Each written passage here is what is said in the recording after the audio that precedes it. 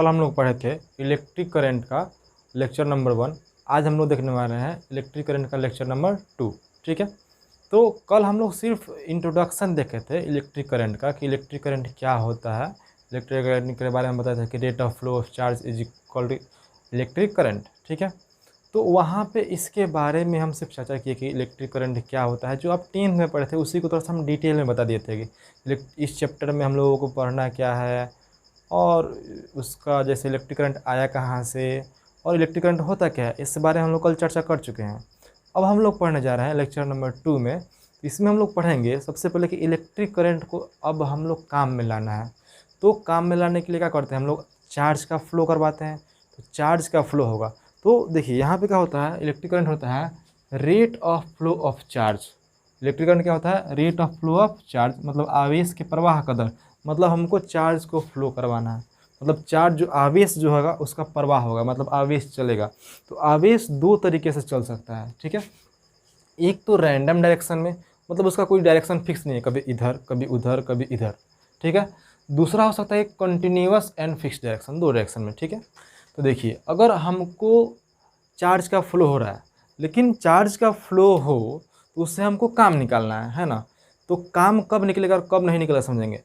तो अगर जो चार्ज है रैंडम डायरेक्शन में फ्लो हो, रैंडम डायरेक्शन मतलब उसका कोई डायरेक्शन फिक्स ना हो, कभी इधर कभी उधर, तो इससे हमारा काम नहीं निकलेगा। इलेक्ट्रिक करंट का हम लोग फ्लो क्यों करवाते हैं, ताकि हम लोग उससे कुछ काम निकाल सकते हैं, मतलब इलेक्ट्रिसिटी का यूज करके बल्ब जला सकें, पंखा चला सकते हैं, टीवी चला सकें।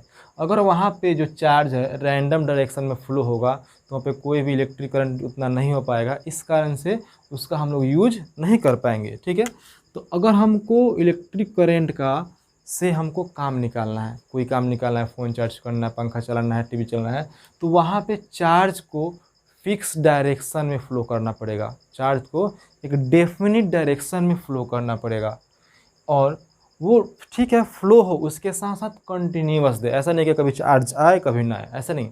तो अगर हमको इलेक्ट्रिक करंट से काम करवाना है तो चार्ज को एक फिक्स डायरेक्शन के साथ साथ कंटिन्यूअस होना पड़ेगा, मतलब सतत होना पड़ेगा, एकदम लगातार। ठीक है, तभी उससे हम लोग काम निकाल सकते हैं। तो इसको समझने के लिए हम लोग दो एग्जाम्पल लिखते हैं। पहला एग्जाम्पल लिखेंगे कि जब कोई चालक है, मान लीजिए कोई चालक है।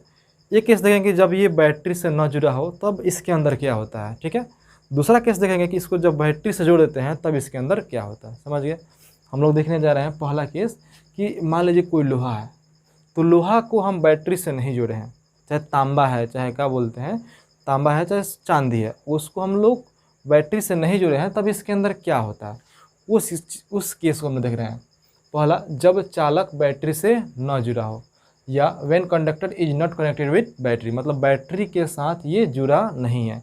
ये यूँ कह ले, इसको हम इलेक्ट्रिक फील्ड में नहीं रखे हैं। ठीक है, मतलब विद्युत क्षेत्र में नहीं रखे हैं, तब इसके अंदर क्या होगा।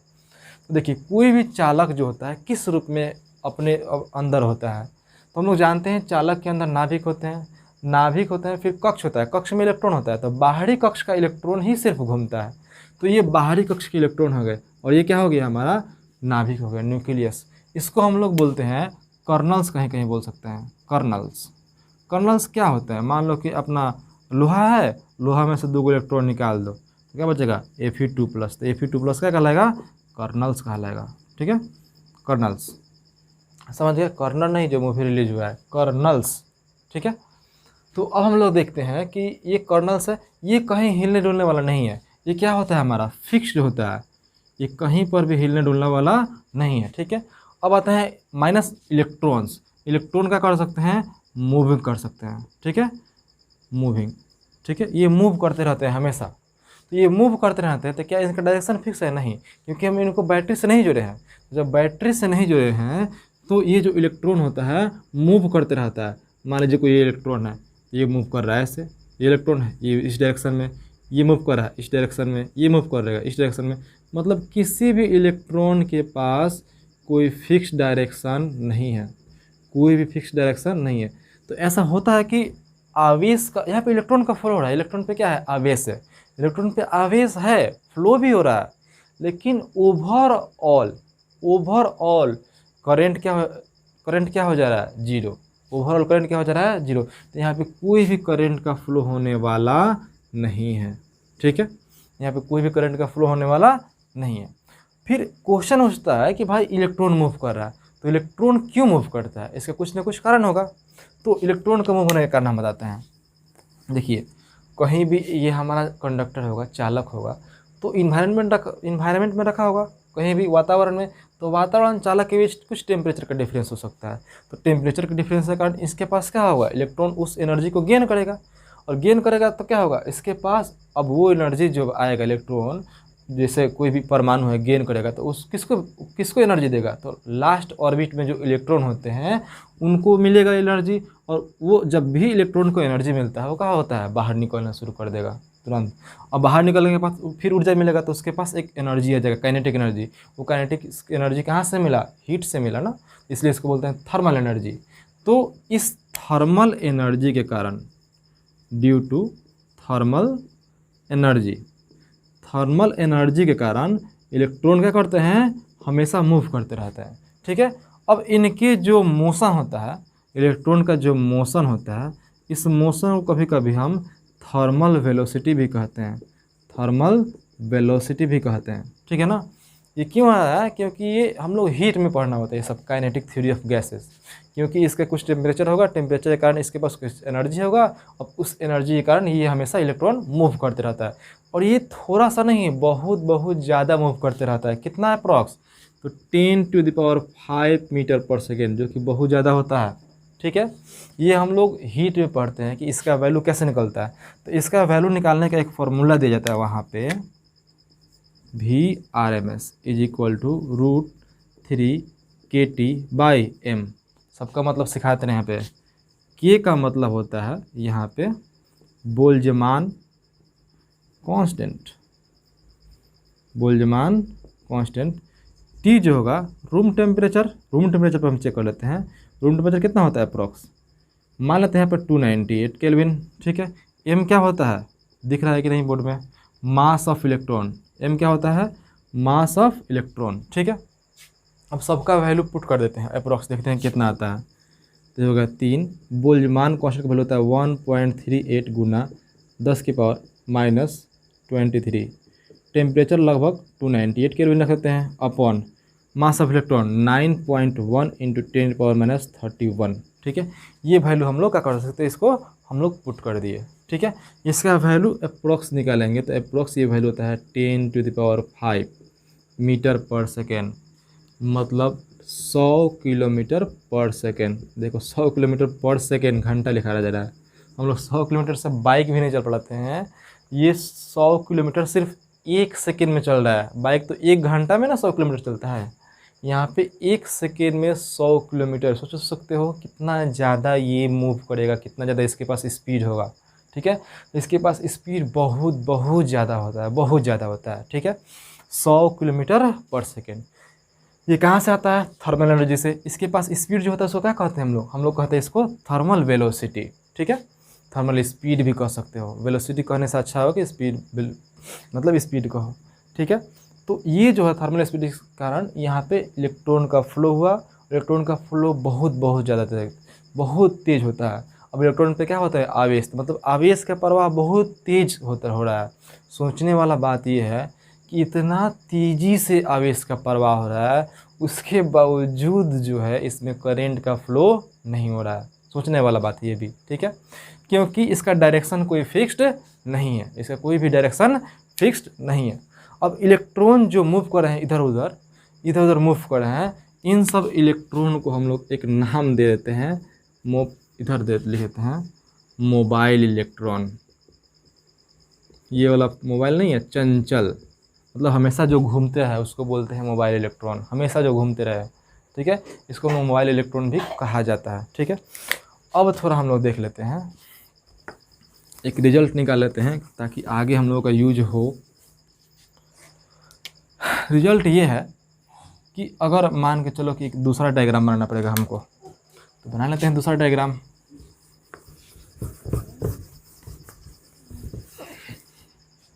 ठीक है, ये डायग्राम बना लेते हैं। ये हमारा नाभिक साहब बन गए, जो कहीं हिल नहीं सकते हैं, एकदम फिक्स है, अकुल इंसान है। ठीक है, यहाँ से कोई इलेक्ट्रॉन चलना शुरू किया, ये जा रहा है, इधर से चलना शुरू किया, एकदम स्पीड में चल रहा है, एकदम स्पीड में जा रहा है, जाकर धराम से लड़ जाएगा, एकदम गया, ऐसे किया, जाकर इसमें लड़ गया। ठीक है, तो फिर इसका स्पीड क्या हो जाएगा, 0। फिर से शुरुआत करेगा, फिर से एकदम तेज़ी में बढ़ेगा, फिर स्पीड क्या हो जाएगा, 0। फिर इसमें जाएगा, फिर एकदम तेज़ी में जाएगा, फिर जाकर लड़ जाएगा, फिर धीरे, फिर हो सकता है इसमें आए, फिर एकदम तेज़ी से आए, फिर इसमें लड़ जाएगा धराम, फिर 0, फिर वापस से आएगा, फिर वापस से वहीं पे अपना रुक जाएगा। यहाँ भी ना भी हो सकता है। तो ओवरऑल इलेक्ट्रॉन मान सकते हैं कि घूम रहा है, लेकिन वापस कहाँ जा रहा है, 0। तो ऐसे ही बहुत सारे इलेक्ट्रॉन होंगे। अब सबका इलेक्ट्रॉन जो होगा, हर एक इलेक्ट्रॉन का स्पीड अलग अलग होगा, शुरुआती स्पीड। तो सबका स्पीड निकालते हैं, एवरेज निकालते हैं, वेलोसिटी ऑफ एवरेज। तो क्या होता है यहाँ पे, 0 निकलता है। ठीक है, जैसे U1 plus U2 plus U3 plus U4 dash dash dash UN by n is equal to 0। ये रिजल्ट हम लोग को याद रखना है, आगे काम कर सकते हैं। U मतलब इनिशियल वेलोसिटी, सबका जितने इलेक्ट्रॉन होंगे सबका एक अलग अलग, U1 U2 U3, हम किसी एक इलेक्ट्रॉन का बात नहीं करेंगे, हम ओवरऑल जितने सारे इलेक्ट्रॉन होंगे सबका बात कर रहे हैं। ठीक है, तो अगर इनसे करंट 0 होगा तो करंट क्या हो जाएगा, टोटल करंट 0। ठीक है, तो ये जो होता है हमारा बिना किसी इलेक्ट्रिक फील्ड के, अब इसमें कोई इलेक्ट्रिक फील्ड तो दिए नहीं, जब मन करे इधर घूम रहा है। जैसे हम लोग गाँव में देखते होंगे कि कोई आदमी होता है, जैसे बचपन में उस पर कोई अगर लगाम, किसी बच्चे पे लगाम ना दिया जाए तो वो हाल यहीं पे होगा। वो खूब घूमेगा, कभी ये काम करेगा, वो काम करेगा, लेकिन किसी फिक्स डायरेक्शन में नहीं जाने के कारण वो सक्सेस नहीं कर पाता है। एग्जाम्पल दे रहे हैं, मान लो हम लोग बचपन में होते हैं, तो बचपन में क्या करते हैं, मूवी देखते हैं, तो देखते हैं हीरो को, हमको हीरो बनना है, हीरो बनना है। ठीक है, फिर देखते हैं किसी पुलिस वाले को, फिर बोलते हैं हमको पुलिस बनना है। वकील देख लिए, वकील बनना है। डॉक्टर देख लिए, डॉक्टर बनना है। किसी कोई गोल फिक्स नहीं है। बड़े हुए तो सरकारी नौकरी, सरकारी नौकरी में तो बिहार पुलिस, कोई आर्मी, कोई ये, कोई वो, कोई दिस दैट, कोई एक फिक्स डायरेक्शन नहीं हो पाता है। ठीक है, कोई एक दबाव नहीं है, जिधर मन करे उधर चले गए, जिधर मन करे उधर चले गए। इससे क्या हुआ, करंट का फ्लो हुआ, इसमें करंट का फ्लो नहीं हुआ। इसीलिए एक फिक्स डायरेक्शन में बहना चाहिए हम लोगों को। ठीक है, तो अब हम लोग देखते हैं कि एक फिक्स डायरेक्शन में बहने के लिए हमको एक बैटरी जोड़ना पड़ेगा। बैटरी मतलब हमारे माता पिता, टीचर जो हो गए, आप पे एक लगाम लगाने के लिए रह गए, ताकि आपको एक फिक्स डायरेक्शन में फ्लो करवाएं।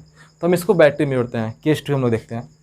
तो अगले केस में क्या किए हैं, इस चालक को हम बैटरी से जोड़ दिए हैं, मतलब इस कंडक्टर को बैटरी से जोड़ दिए हैं। जब चालक को बैटरी से जोड़ा जाए, या when conductor is connected with battery, मतलब बैटरी से इसको हम लोग जोड़ दिए हैं, तो हुआ क्या, बैटरी है, इधर से जाएगा पॉजिटिव, इधर से जाएगा नेगेटिव। जहाँ पे चार्ज होता है वहाँ पे इलेक्ट्रिक फील्ड। ठीक है, इलेक्ट्रिक फील्ड का डायरेक्शन क्या होता है, पॉजिटिव टू नेगेटिव। तो इलेक्ट्रिक फील्ड का डायरेक्शन हो जाएगा इधर की तरफ, इलेक्ट्रिक फील्ड का डायरेक्शन इधर की तरफ। अब इलेक्ट्रिक फील्ड का डायरेक्शन होता है, ठीक है, अब जहाँ भी इलेक्ट्रिक फील्ड होता है, अगर किसी इलेक्ट्रिक फील्ड में हम इलेक्ट्रॉन को रखते हैं, उस पर एक बल लगता है, इलेक्ट्रोस्टैटिक फोर्स, स्थिर वैद्युत बल फोर्स लगता है। ठीक है, तो यहाँ पे बल लगेगा, बल के कारण क्या होगा, इलेक्ट्रॉन पे एक फोर्स लगेगा, जिससे क्या होगा कि इलेक्ट्रॉन फोर्स की दिशा में क्या होगा, जाएगा। लेकिन यहाँ पे क्या होता है, इलेक्ट्रॉन पे इस प्रकार फोर्स लगता है, क्योंकि ये नेगेटिव चार्ज है, तो इस पे इस प्रकार बल लगता है कि इलेक्ट्रिक फील्ड के ये अपोजिट डायरेक्शन में मूव करे, इलेक्ट्रिक फील्ड के ये अपोजिट डायरेक्शन में मूव करे। इलेक्ट्रिक फील्ड किधर है, इधर से लेकर इधर की तरफ, तो इलेक्ट्रॉन किधर मूव करेगा, इधर की तरफ। जितना भी इलेक्ट्रॉन किधर होगा, इधर की तरफ मूव करेगा। तो सब का सब इलेक्ट्रॉन, जितना भी इलेक्ट्रॉन हो, सब इधर की तरफ मूव करने लगेगा। इलेक्ट्रॉन एक फिक्स डायरेक्शन में मूव करने लगा, नहीं मूव करने लगा। तो इलेक्ट्रॉन एक फिक्स डायरेक्शन में मूव करने लगा। इलेक्ट्रॉन पे क्या होते हैं, आवेश, आवेश का प्रवाह होने लगा। आवेश का प्रवाह होने लगा, इसका मतलब क्या होगा, विद्युत धारा का प्रवाह होने लगा।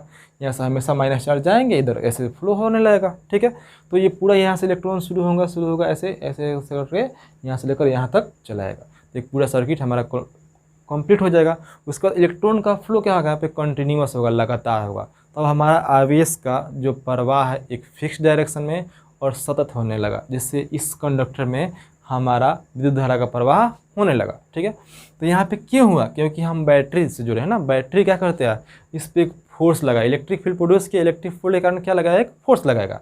ठीक वैसे ही हमारे लाइफ में क्या होता है कि हमारे माता पिता, टीचर या कोई भी गार्जियंस होते हैं, हमारे ऊपर क्या लगते हैं, एक फोर्स लगाते हैं, जिससे हम लोग एक निश्चित डायरेक्शन में प्रवाह करते हैं, जिससे हम लोगों को करंट, हमारे अंदर करंट का फ्लो हो, मतलब क्या हो, करंट का फ्लो मतलब हम लोग सक्सेस की तरफ जाएं।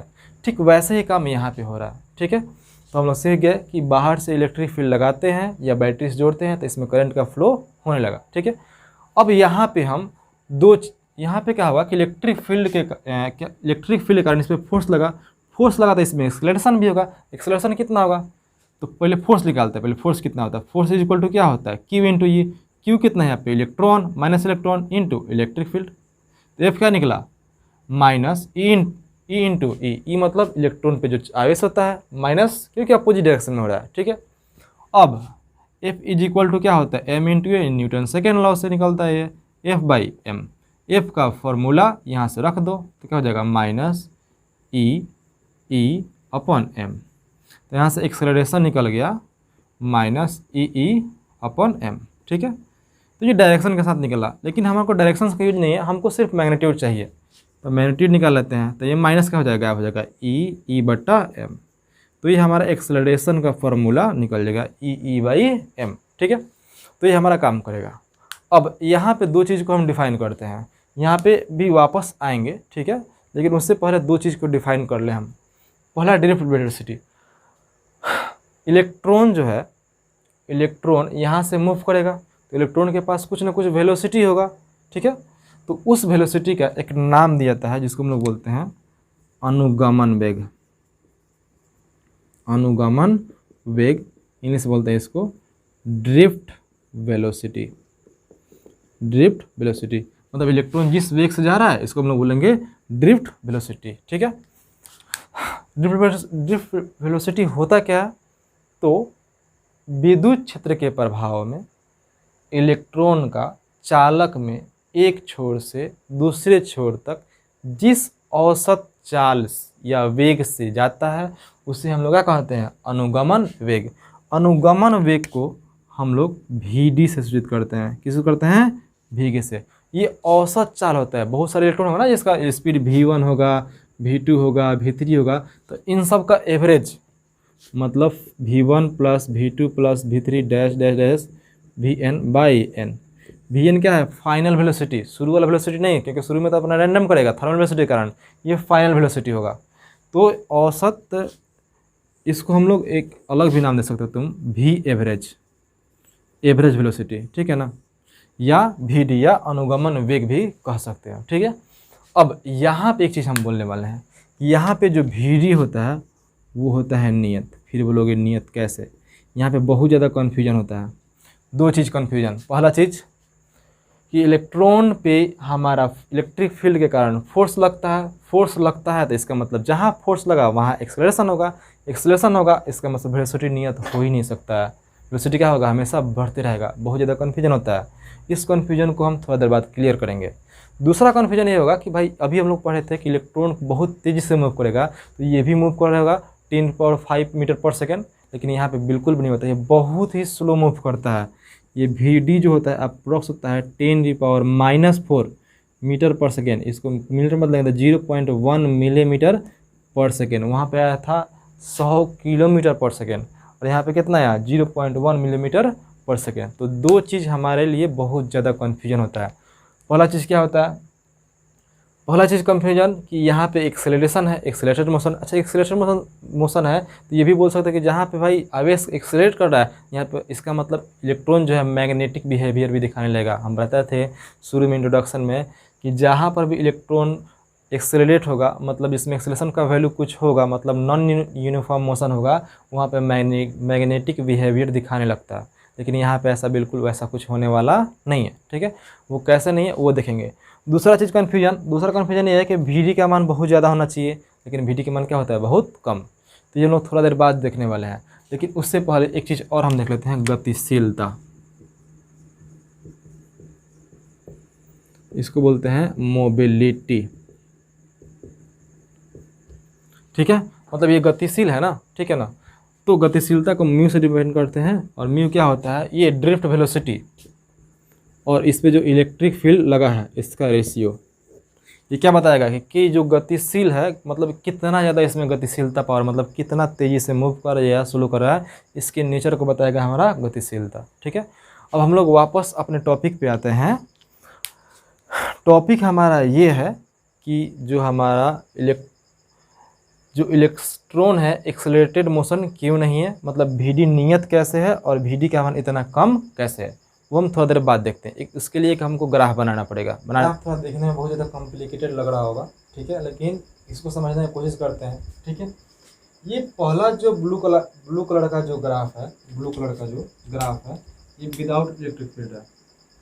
ठीक है, ये जो ब्लू कलर से ग्राफ है विदाउट इलेक्ट्रिक फील्ड। ठीक है, और जो ब्लैक कलर का ग्राफ है, ब्लैक कलर का, ये है विथ इलेक्ट्रिक फील्ड। ठीक है, जब इलेक्ट्रिक फील्ड में हमारा हो तब। तो ब्लू कलर का ग्राफ समझते हैं हम लोग। ब्लू कलर में क्या था कि यहाँ से इलेक्ट्रॉन यहाँ से चला, ऐसे इलेक्ट्रॉन यहाँ से चला। ठीक है, यहाँ से नाभिक से टकराया, फिर ऐसे यहाँ पे गया, फिर नाभिक से टकराया, फिर ऐसे ऐसे गया।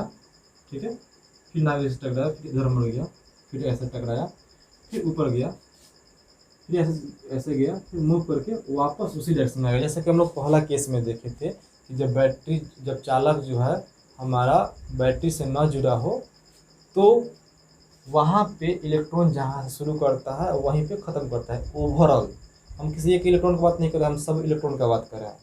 तो ओवरऑल इलेक्ट्रॉन जहाँ शुरू करता है वहीं पे ख़त्म रहता है, इसलिए ओवरऑल इलेक्ट्रॉन का फ्लो नहीं होता। इस कारण से हमारा वहाँ पर विद्युत धारा का प्रवाह नहीं होता। अब ब्लैक कलर में क्या है कि यहाँ पे इलेक्ट्रिक फील्ड में रखे हैं, इलेक्ट्रिक फील्ड का डायरेक्शन इधर से इधर, तो हमारा फोर्स लगेगा जस्ट अपोजिट, मतलब इधर की तरफ। मतलब इलेक्ट्रॉन देखो पहले जा रहा था ऐसे, पहले इलेक्ट्रॉन जा रहा था ऐसे, लेकिन इलेक्ट्रिक फील्ड के कारण फोर्स लगेगा इधर की तरफ, इसको खींचेगा। तो थोड़ा सा हल्का खींचा, हल्का खींचा, ठीक है ना, हल्का खींचा तो ये थोड़ा सा जो ये ब्लू कलर का दिख रहा है हल्का खींचा कर ऐसे हो गया नीचे, थोड़ा सा नीचे हो गया, थोड़ा सा नीचे होगा, थोड़ा सा आगे बढ़ गया। ठीक है, लेकिन फिर इलेक्ट्रॉन जब यहाँ से गया तेजी में गया, शुरू में जीरो था, अब तेजी में गया एकदम स्पीड में गया, फिर धड़ाम से लड़ गया, फिर स्पीड यहाँ पे जीरो। ठीक है, फिर एक नया शुरुआत करेगा, फिर स्पीड यहाँ पे जीरो है, फिर यहाँ से जा रहा था ऐसे, फिर यहाँ पे गया, फिर स्पीड लड़ गया, फिर यहाँ पे जीरो हो गया, फिर वहाँ से आया एकदम स्पीड बढ़ा कर आ रहा, फिर यहाँ पे हो गया जीरो। अब बात कर रहे हैं कि सर ये मतलब इधर क्यों नहीं भागा? तो देखो भाई इलेक्ट्रॉन पहले यहाँ पे था, यहीं से तो शिफ्ट हुआ है ना, यहाँ पे यहीं से शिफ्ट हुआ है, यहाँ पे इलेक्ट्रिक फील्ड के कारण यहाँ से थोड़ा सा शिफ्ट हुआ ना, अचानक पूरा का पूरा शिफ्ट नहीं हो जाएगा। ठीक है ना, धीरे धीरे शिफ्ट होगा, धीरे धीरे शिफ्ट होगा। ठीक है, फिर यहाँ से इलेक्ट्रॉन जो है इधर इधर चलेगा, फिर यहाँ पे लड़के फिर जीरो, फिर यहाँ पे शुरुआत जीरो से करेगा, फिर जाकर फिर एकदम स्पीड बढ़ाया, फिर जीरो, फिर एकदम तेजी से स्पीड बढ़ाया, फिर जीरो, फिर वापस आया, फिर यहाँ पे आके रुक गया। तो पहले इलेक्ट्रॉन यहीं पे शुरू किया था वहीं पे ख़त्म, लेकिन अब थोड़ा सा हल्का आगे बढ़ा है, सिर्फ इतना आगे बढ़ा है, सिर्फ इतना ही आगे बढ़ा है। ठीक है, इतना देर घूमने के बाद, ठीक है ना, तो सिर्फ यहाँ पे शिफ्टिंग सिर्फ यहाँ से लेकर यहीं तक हुआ ना, यही वाला शिफ्टिंग हुआ है, सिर्फ शिफ्टिंग इतना ही दूर हुआ। ठीक है ना, तो डिस्टेंस जो है एस चाहे डी डिस्टेंस इतना ही शिफ्टिंग हुआ। टोटल इलेक्ट्रिक फील्ड देने पर ऐसा नहीं है कि देखो घुमा है कितना ही इलेक्ट्रॉन, यहाँ से लेकर ऐसे ऐसे ऐसे ऐसे पूरा घुमा है, लेकिन शिफ्ट हुआ एकदम बहुत कम शिफ्ट हुआ। तो इस कारण से इतना ज़्यादा टाइम के बाद जब डिस्प्लेसमेंट कम हो, डिस्प्लेसमेंट क्या हो, कम हो, तो वेलोसिटी इज इक्वल टू क्या होता है, डिस्प्लेसमेंट अपॉन टाइम। तो टाइम तो एक ज़्यादा लगा, ठीक है, और डिस्प्लेसमेंट भी क्या हुआ, कम हुआ। देखो तो टाइम और वेलोसिटी उल्टा रिलेशन है, तो टाइम बढ़ेगा तो वेलोसिटी ऑटोमेटिक घटेगा, और डिस्प्लेसमेंट ऊपर है, ये घटेगा तो ये भी घटेगा, मतलब टाइम के कारण भी घट रहा है, डिस्प्लेसमेंट के कारण भी घट रहा है। इस कारण से इसका ओवरऑल वेलोसिटी जो है बहुत कम हो रहा है। और यही वाला जो मोशन है एवरेज मोशन जो है, एवरेज मोशन ही कहलाता है ड्रिफ्ट मोशन। ठीक है ना, यहाँ से लेकर यहाँ पे जो मोशन होगा एवरेज, इसी को बोलते हैं वीडी। वीडी क्या है हमारा, ड्रिफ्ट मोशन। अच्छा, ड्रिफ्ट वेलोसिटी। फिर पूछोगे कि सर ये वाला जो मोशन हुआ है, ये वाला ऐसे ऐसे, ये क्या है, तो थर्मल वेलोसिटी वाला है, थर्मल वेलोसिटी है वो सब, थर्मल एनर्जी के कारण है ये सब जो हुआ है, सब क्या है, थर्मल एनर्जी के कारण हुआ है। ड्रिफ्ट वेलोसिटी सिर्फ इतना ही दूरी के बीच में होगा, ठीक है ना। तो इस कारण से वी का मान बहुत बहुत बहुत कम आता है। और वो कितना होता है वी का वैल्यू, तो वी का वैल्यू होता है 0.1 मिलीमीटर पर सेकेंड, या मीटर में 10⁻⁴ मीटर पर सेकेंड। अब आते हैं दूसरा केस। दूसरा केस ये है कि एक्सेलरेशन जो होता है यहाँ पे ओवरऑल जीरो क्यों मानते हैं, क्योंकि होता क्या है कि देखो यार, यहाँ पे स्पीड में क्या फिर जीरो, फिर स्पीड में जा रहा है फिर जीरो, फिर स्पीड में जा रहा है फिर जीरो, मतलब तुम जा रहे हो फिर जीरो, पूरा स्पीड बढ़ा है फिर जीरो, फिर स्पीड बढ़ा है फिर जीरो। तो ओवरऑल क्या होता है कि यहाँ पे टोटल एक्सेलरेशन जो होता है वो लगभग जीरो हो जाता है, ठीक है। और यहाँ पे अप्रॉक्स एकदम कांस्टेंट वेलोसिटी से चलता है। इस कारण से वी को क्या लेते हैं हम लोग, नियत लेते हैं। वी हम लोग क्या लेते हैं, नियत। दो बातें समझ में आ जानी चाहिए कि ड्रिफ्ट वेलोसिटी या अनुगमन वेग या अपवाह वेग भी कहते हैं इसको।